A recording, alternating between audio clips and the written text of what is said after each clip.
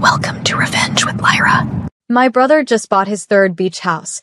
Mom announced at dinner, clinking her glass like she was hosting an award show. Now that's success. Not everyone is born with the same drive. Everyone laughed, except me. I smiled politely, pretending her words didn't burn.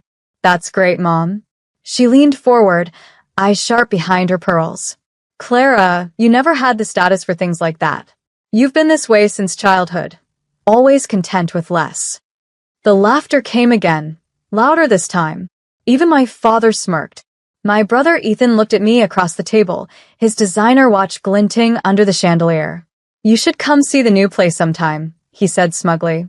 It's right on Seabreeze Avenue. Ocean view, infinity pool. Real luxury, not that downtown apartment you're still renting. My nails dug into my palm under the table. He didn't know. None of them did. My husband squeezed my knee gently, a silent question. Now? I shook my head slightly. Not yet. Mom poured herself more wine, smirking. Well, not everyone can have a beach house. I looked up, meeting her gaze for the first time all evening. My voice came out calm, almost soft. Actually, Mom, some of us already do. The laughter died instantly. Ethan frowned, confused. What are you talking about? I took a slow sip of water and smiled. I'll explain after dessert. The air in the dining room shifted, a sudden, heavy stillness beneath the soft hum of the chandelier. My brother's wife, Vanessa, glanced between us, her fork frozen halfway to her lips. Mom frowned. What do you mean, you already do? I smiled faintly. Exactly what I said. Ethan laughed nervously. You? Own a beach house? Please. You can barely keep up with your downtown rent. That one stung, but I kept my voice steady.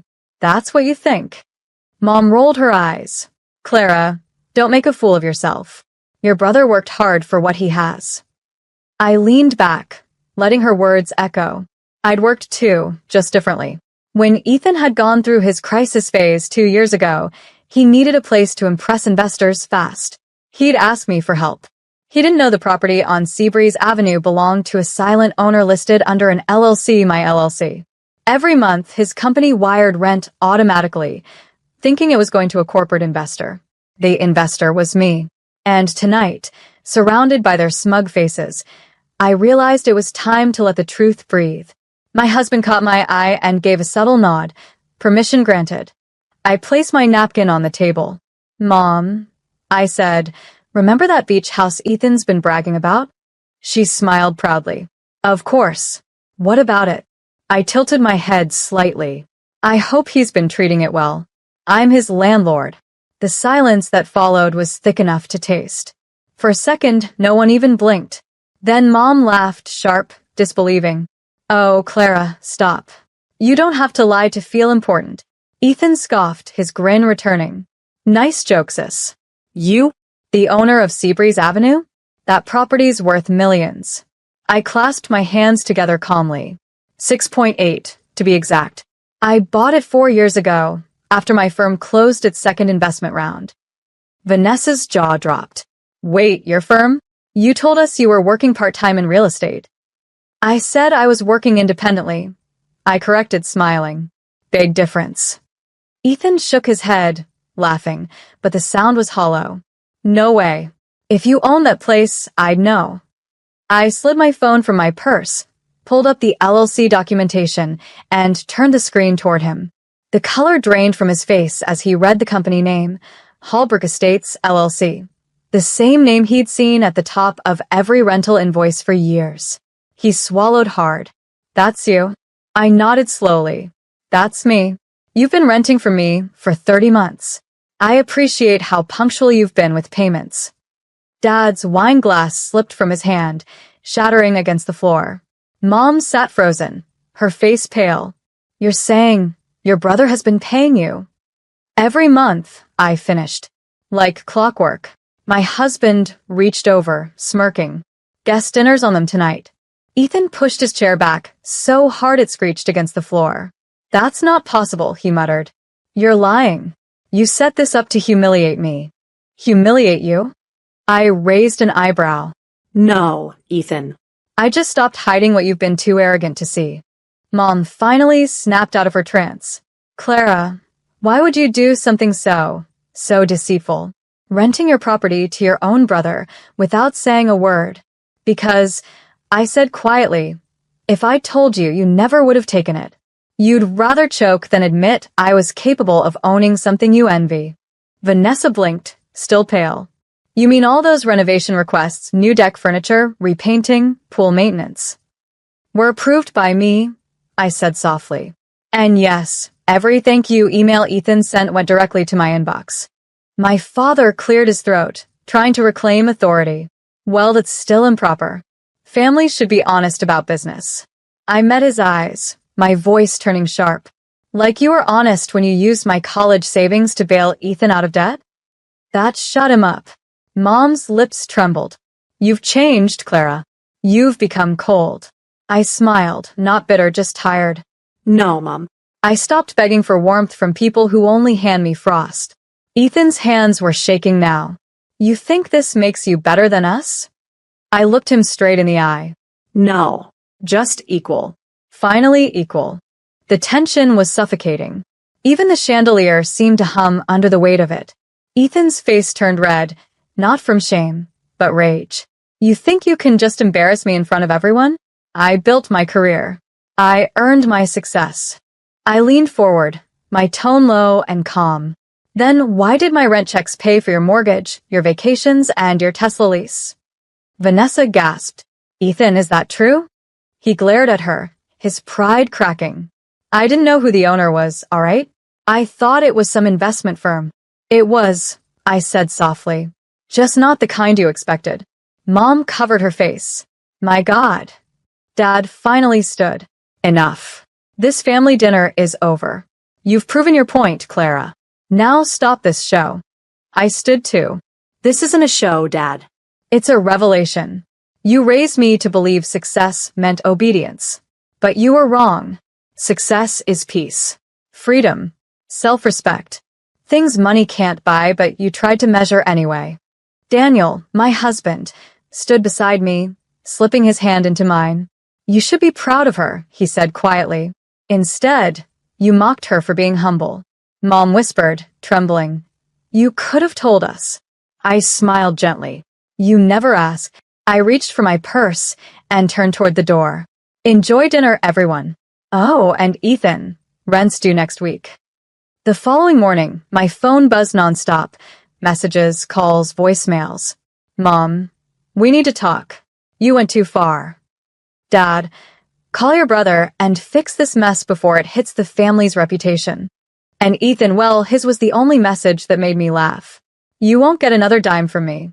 I'm moving out by the end of the week. Perfect. I sipped my coffee, looking out over the skyline from my office window. They still didn't get it. This wasn't about money. It was about truth. 2 days later, a friend from the real estate board called. You won't believe this, she said, half whispering. Your brother applied for a new property lease and used your company as a reference. I couldn't help it, I laughed. Of course he did. That night, I got another call from Mom. This time her voice was small, hesitant. Clara, your brother, he's lost most of his clients. That recording of him bragging about owning multiple houses, someone leaked it. It's everywhere. I paused. Then I guess he finally learned that pretending to be powerful always comes with a bill. Mom was quiet. Then, softly, we didn't know you were this strong. I smiled faintly. You never gave me the chance to be. When I hung up, Daniel looked over from the couch. Still think you went too far? He asked. I shook my head. No. I think I finally went far enough. 3 weeks passed before I heard from them again. The silence was golden. My work was thriving, my peace unshaken. But one rainy evening, my doorbell rang. Through the peephole, I saw them, Mom, Dad, and Ethan, standing like ghosts on my porch. Ethan's once polished look was gone. He looked tired, unshaven, smaller somehow. I opened the door, but didn't step aside. What brings the royal family to my humble home? Mom's eyes welled up. We didn't come to fight. We came to apologize. Ethan avoided my gaze. You were right, he muttered. I built my life on image. And when it cracked, there was nothing underneath. I folded my arms. And, what do you want from me now? Forgiveness or another loan? Dad spoke then, a quiet, unfamiliar tone. Neither. We just want to sit down. Maybe eat together. Like a family again. I hesitated. The smell of the rain, the quiet sincerity in their faces, it all stirred something soft inside me. But softness doesn't mean weakness. You can come in, I said finally, but leave your pride at the door. They entered silently. Ethan glanced around my house, the same elegance he used to mock. Mom's voice broke the quiet. It's beautiful, Clara. You've done well. I smiled faintly. I always did, Mom. You just never looked close enough. Outside, thunder rolled. Inside, for the first time in decades, the storm began to calm. Dinner that night was quiet. No champagne toasts, no condescending laughter, just the soft clinking of cutlery and the hum of the rain against the windows. Mom sat across from me, her hands trembling slightly as she cut her food.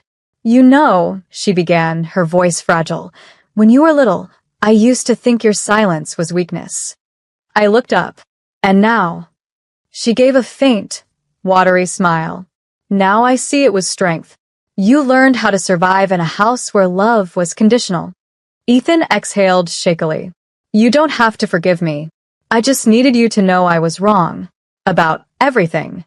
I studied him for a moment, then said softly, Forgiveness isn't a gift, Ethan. It's a process.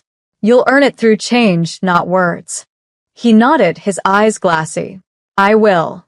Dad, who hadn't spoken all evening, finally looked up. We failed you, Clara.